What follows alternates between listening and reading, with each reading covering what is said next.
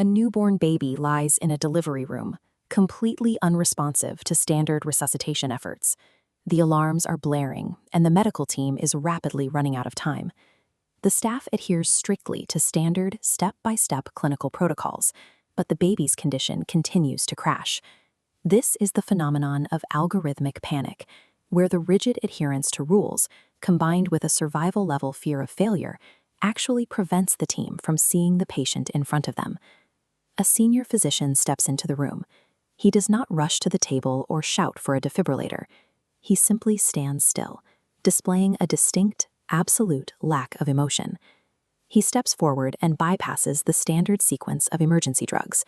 Instead, he rapidly observes a subtle combination of physical signs, recognizes a hidden pattern, and executes a single, highly specific manual intervention. Within seconds, the infant takes a breath. The rest of the medical staff was overwhelmed by the emotional noise of the crisis. This physician, however, operated in an entirely different mode of thinking, one defined by complete detachment and clarity. We usually call this medical intuition, but we have to ask whether human intuition is simply fast calculation, or if the brain actually functions as a biological antenna, tuning into a deeper frequency of survival that standard medicine ignores.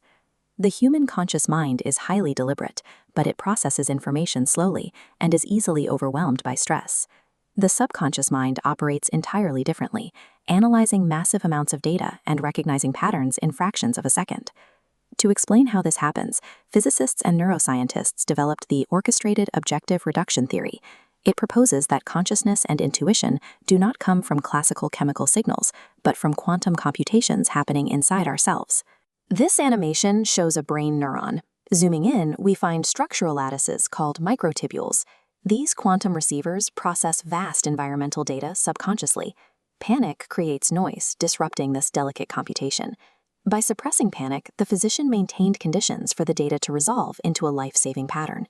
Achieving peak critical thinking during a crisis requires stripping away our emotional reactions so our brain can actually receive the correct data.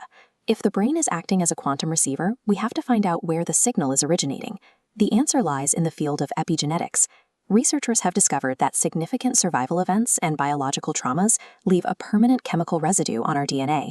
The historical famines, plagues, and wars that your ancestors survived caused molecular modifications in their bodies. Those specific adaptations were recorded in their reproductive cells and passed forward generation after generation. Your cells contain a massive subconscious database of ancestral survival strategies. When faced with a modern, high-stakes crisis, an emotionally clear brain accesses this library of inherited knowledge to find a path forward. Medical intuition is the biological result of the brain combining its quantum processing speed with a genetically inherited database of human survival. The jump from biology to technology happens when we stop seeing intuition as a mystery and start seeing it as a filter. If the brain's antenna is essentially a system for ignoring noise to find a pattern, then that specific sequence of pattern matching can be mapped into an algorithm. This concept became the foundation for Dr. Maya, a cognitive architecture designed to replicate the brain's biological antenna.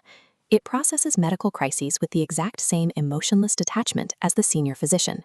This diagram visualizes the system's logic.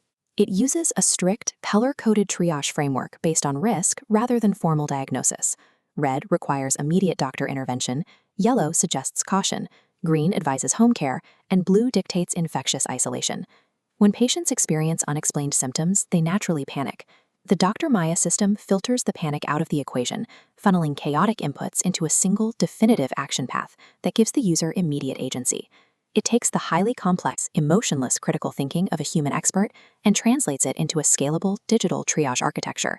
This judgment-first approach is becoming a necessity as modern medicine faces the unfolding threat of antimicrobial resistance. When standard antibiotics no longer provide a universal safety net, the timing and accuracy of the initial triage become the most critical variables in survival. Looking at a standard interface like ChatGPT, the vulnerability is clear. Large language models struggle with triage because they lack the capacity to separate genuine clinical danger from the fear and anxiety of the human typing the prompt. Dr. Maya operates as a gatekeeper for these artificial intelligence systems.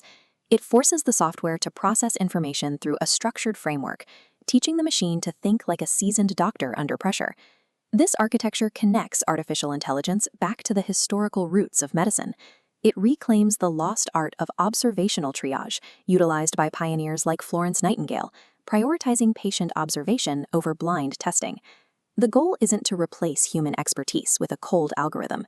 It is to build a cognitive architecture that preserves the ancestral frequencies of human intuition, ensuring our technology can navigate the same crises that our biology has survived for millennia.